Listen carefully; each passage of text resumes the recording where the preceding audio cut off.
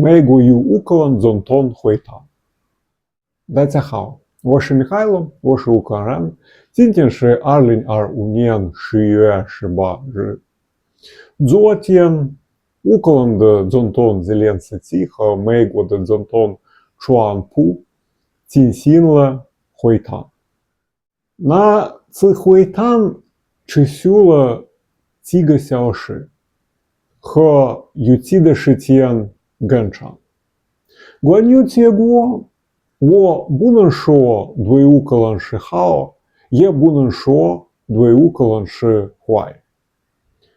会谈结束之后，他们两个好像有不少说不出的事情。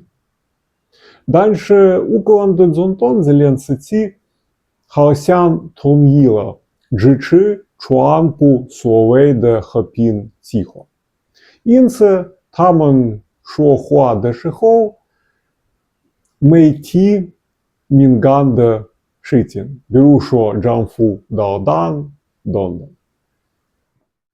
我觉得对乌克兰这次会谈还有一些好处，可以说还行，因为泽连斯基和川普都同意了首先停火，然后谈判。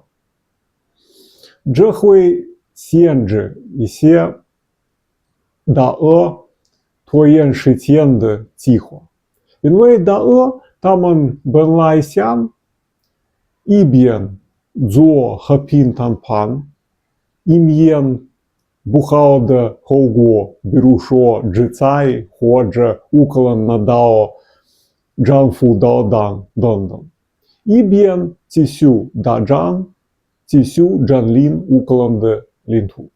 但是如今停火是关键条件，不只是乌克兰的，而且是美国的。所以大俄只能拖延一些谈判开始的时间，但是1个星期、2个星期、3个星期最多。就是这样，